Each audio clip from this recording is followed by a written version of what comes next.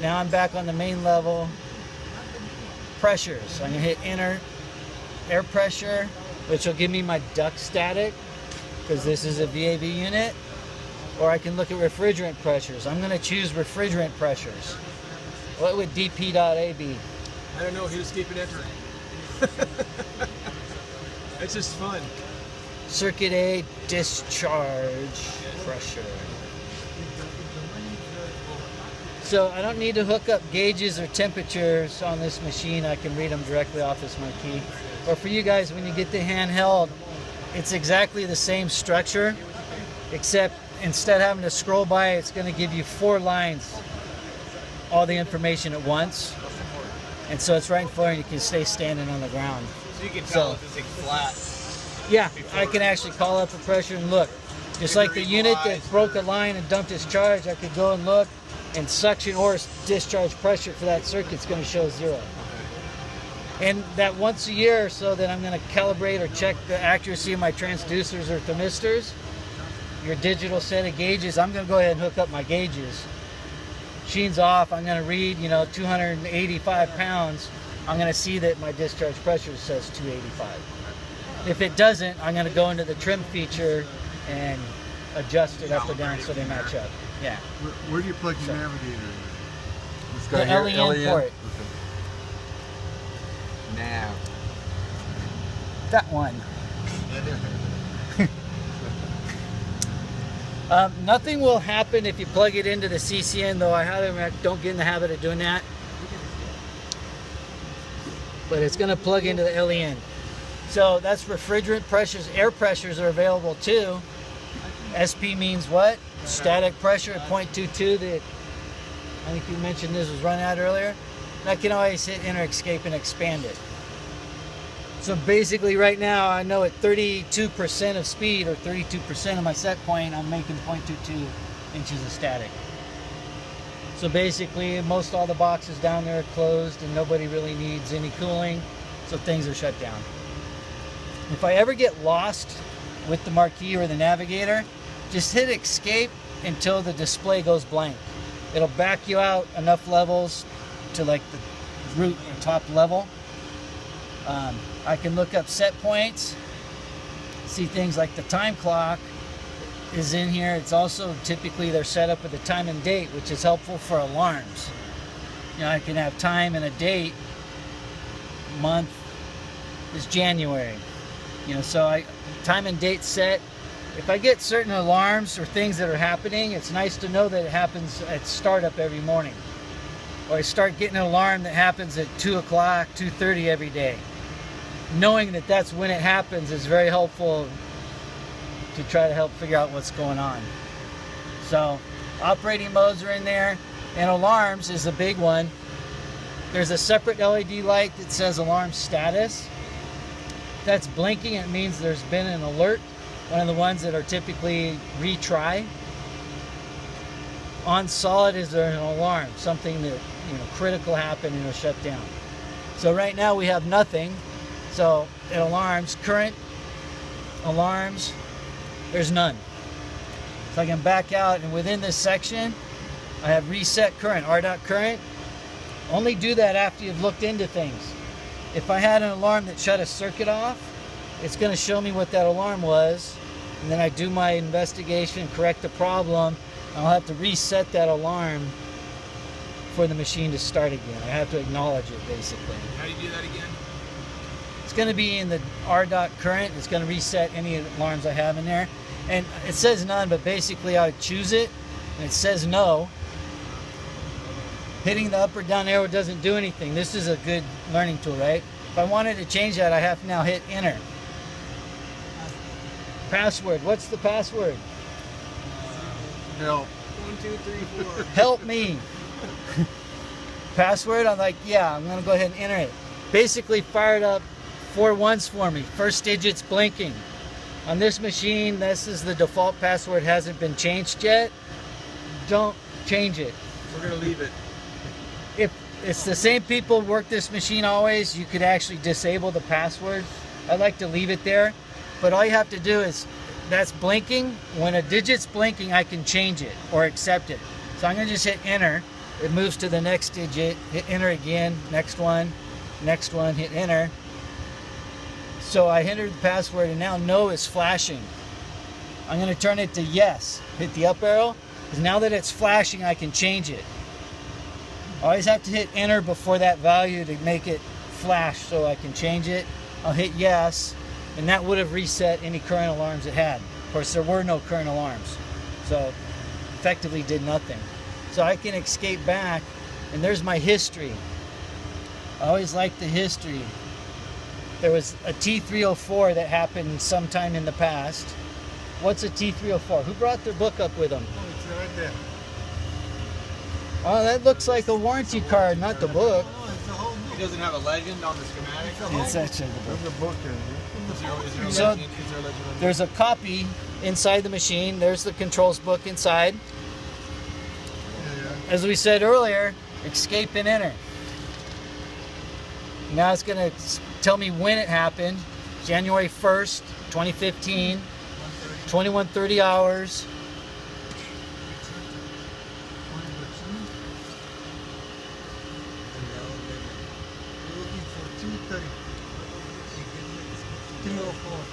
Which is, You don't even. can you actually even see that? It's all right. We're showing this film again. I'll get the next credit to you. Put it up on YouTube. Yeah. I didn't give you permission to like record my voice and post it. So at any point, enter and escape at the same time. It'll scroll. It'll give me the date and time, which is very helpful, and what the alarm was. In that case, that was an alert. It's been cleared since. Backing out in history, that was the only one in history. So that's that. It'll store the last 20 and then wrap around. And I can always leave it now by hitting escape twice. Screen goes blank, and now I can go to any other set point. There's choose run status. Here's another one where I have view, economizer, cooling, trips. In the book, it'll explain what these different explanations are for trip points, but that's where I'm going to go after I've read the book. If I expect something to happen and it's not. These trip points will give me a clue about when a compressor stage might happen. So I can back out of trip points, linkage, hours. This is a good one. Through the run status, I can get hours. What would 707 hours? Or I can expand it so it tells me what that abbreviation was. There's my A1 run hours. And then I can go through the same thing, A2, B1, and B2. And back out one, hours, I can look at starts now too. Choose starts. Starts on A2, hit enter, 203 times. So starts and run hours is a nice clue for us doing maintenance to see what's going on with the machine, how it's set up.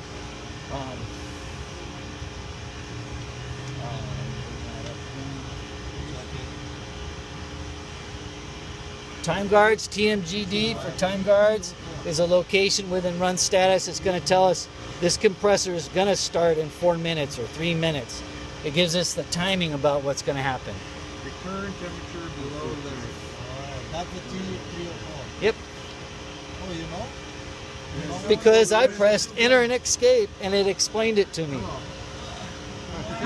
We missed all that. Looking for The other thing through run status, sometimes if troubleshooting things come up or if you call my guys in tech support, they know more than I do, thank God, right? Sometimes I'm going to ask for software versions. Within run status, if I scroll all the way down to version, it gives me a choice of main baseboard, ECB1, ECB2, the marquee itself, navigator. If I was plugged in, it would give me that information. So a lot of times what I want to know is main baseboard. If I hit enter, enter and escape, pardon me. It's going to be a big long set of numbers. This thing has all kinds of alarms for HVAC. That 07-00, the very last 4 digits are the software version. This is 7.0 software. So sometimes we might ask, on a machine what software's in it. But that's through here. Same thing, the ECB, I can get what software version's in it. Pretty cool. So I have date and time for alarms, so I can figure out when one happened. Enter and escape on a particular alarm will expand it out, explain it to me. I can see all my temperatures and pressures at a couple pushes of a button. So maintenance things are fine. I can soft shut this thing down. I can do other stuff. Part of maintenance logs. This will directly show me amp draw on my motor. I can call up set points, escape twice till it goes blank. I can look at temperatures, pressures, or set points. What is OHSP? Escape and enter heat. Some with the outside heating set point. Occupied.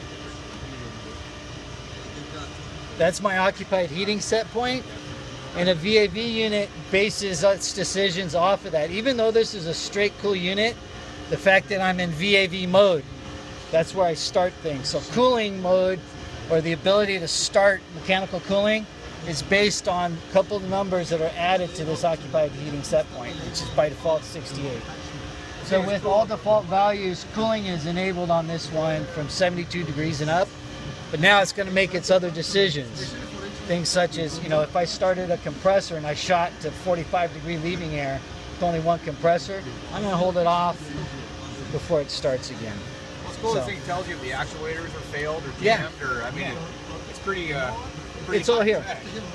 It's a great unit for a service tech. It tell us what's going on Well, every so step. you can, if it's not a problem mechanically, you can call, say, hey, there's something wrong with your actuator, call an HVAC guy and have him take care So, of it. yeah. Which is nice. And we just showed that blinking light, the force versus player, but the on the actuator, like economizer, we can go in and calibrate it with this through the marquee, force it to run 0 to 100% so it learns its position, and it may come back that the calibration failed. It can't, which would be an indication I may have a problem with the actuator. And manually, I can always go in and force it to a certain position also. And that's things like, let's back out. I have inputs and outputs. I can always choose to see what kind of inputs the machine is looking at and receiving. On inputs, I can hit enter, general I, feedback, status, fire shutdown. Like if these had been set up for fire shutdown and I have a unit that's sitting there not running, I can always go in, status, one of the HVAC modes is going to be fire shutdown. So right off on my view that scrolls by always, it'll tell me why it was shut down, fire status. So the fire damper shut caused the unit not to Yeah. run. Or I can always fire down here to inputs and see that I had that fire shutdown command. If I back out, let's go to outputs, fans. I can see, what fans are in outputs. What is S.FAN? Supply fan.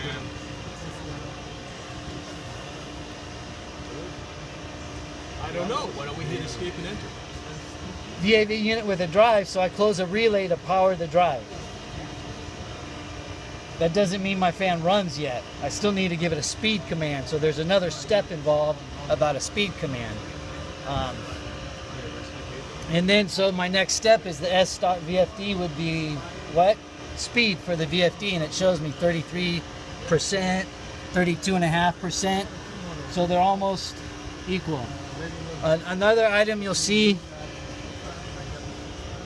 on your ABB keypad, next to where it says auto, and always make sure that says auto, is the spinning arrowhead, clockwise or counterclockwise. When it's spinning, it means it's moving towards that set point. I'm asking for 33%, it's 32.5. That's why it's moving, showing me that it's not there yet, it's on the way. Usually you always see them moving a little bit. So that's the speed. I can always, expand out to have it spell it to me.